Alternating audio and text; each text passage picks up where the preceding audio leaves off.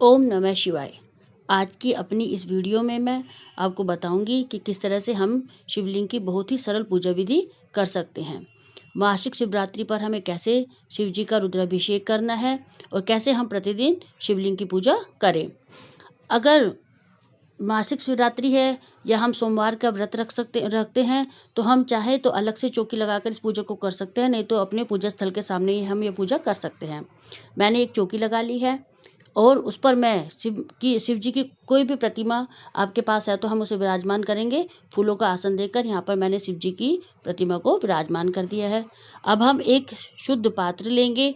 अगर आपके पास पीतल का या तांबे का है तो आप ले सकते हैं, अगर नहीं है तो आप स्टील का भी ले सकते हैं। इस तरह से हम पात्र में हमें सतिया बनाने हैं। स्वास्तिक बनाने के बाद इस तरह से हम स्वास्तिक बनाएंगे। स्वास्तिक बनाने के बाद हम इसमें जो भी हमारे पास शिवलिंग है घर में हम उसे विराजमान करेंगे।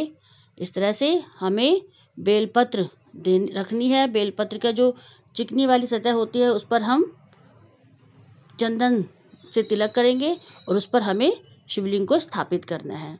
शिवलिंग को स्थापित करते समय हमें यह ध्यान रखना है कि शिवलिंग का जो जलाधारी का है, हमारा जो मुख है वो हमारा उत्तर दिशा की तरफ होना चाहिए। हमेशा जब भी हम शिवलिंग पर अभिषेक करें तो हमें पीछे की तरफ से करना चाहिए।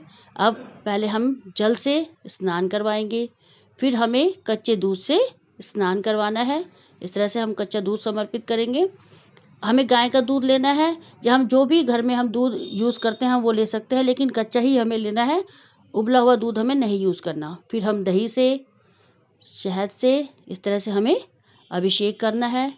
फिर हम इस पर बूरा से अभिषेक करेंगे। इस तरह से आप चाहें तो पंचामृत बनाकर भी एक साथ अभिषेक कर सकते हैं। मैं अलग अलग आपको करके दिखाऊंगी। फिर हमें इस पर काले तिल अर्पित करने हैं, अक्षत अर्पित करेंगे। फिर दोबारा हमें शुद्ध जल से हमें इसका अभिषेक करना है, गंगा जल मिलाकर। इस तरह से हम अभिषेक करेंगे। इस तरह से हमें कुल मिलाकर 3 बार अभिषेक करना होता है। पहले जल से, फिर पंचामृत से और फिर दोबारा से हम जल से अभिषेक करेंगे। अभिषेक करने के बाद हम वस्त्र रूपी कलावा समर्पित करेंगे।